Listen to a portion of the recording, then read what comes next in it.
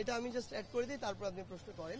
সেটা হচ্ছে আমাদের আইন শৃঙ্খলা রক্ষাকারী বাহিনী নিয়ে। আসলে আমরা আমাদের যারা হচ্ছে তরুণ প্রজন্মের ভাইরা বোনেরা যারা রাস্তায় নেমেছিলেন তাদের বলেছিলাম যে যদি হচ্ছে ট্রাফিক থেকে শুরু করে সকল জায়গায় আমাদের যে পুলিশ ভাইরা রয়েছে তারা দায়িত্ব পালনে যদি আসে তাহলে যেন তারা তাদেরকে স্বাগত জানায় এবং জায়গাটি ছেড়ে দেয় এবং তারা যেন স্কুলে বা ক্লাসে ফিরে যায়। সেই জায়গা থেকে যেহেতু স্কুল কলেজ এগুলো শুরু হয়েছে তারা ধীরে ধীরে কিন্তু সেই জায়গাগুলোতে ফিরে যাচ্ছে।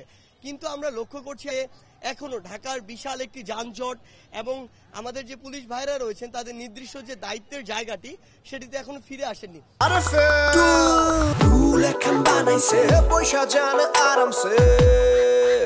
আমরা তাদেরকে একটি অভয় দিতে চাই যে দেখুন, আমরা এটি জানি যে অনেকেই আপনাদের মধ্যে হয়তো বিপদগামী ছিল, ইচ্ছাকৃতভাবে অতিরিক্ত অনেক কিছু করেছে, এটা সত্যি।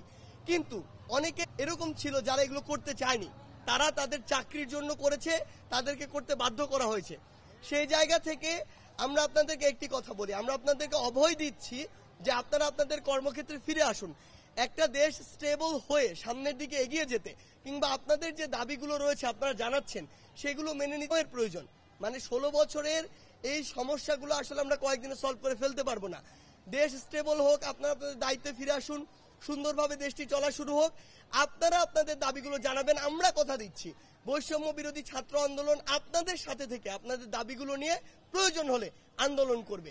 সেই জায়গায় আমরা আপনাদেরকে বলছি এবং অনুরোধ করছি যে আপনারা আপনাদের দায়িত্বে ফিরে যান, কারণ দেশের আইন শৃঙ্খলা রক্ষা করার জন্য আপনাদের যে প্রয়োজন আসলে সেটি সবসময় আমরা অনুধাবন করি এবং আমরা চাই যে দেশের স্থিতিশীল অবস্থা ফিরিয়ে আনার জন্য আপনারা গুরুত্বপূর্ণ ভূমিকা পালন করুন।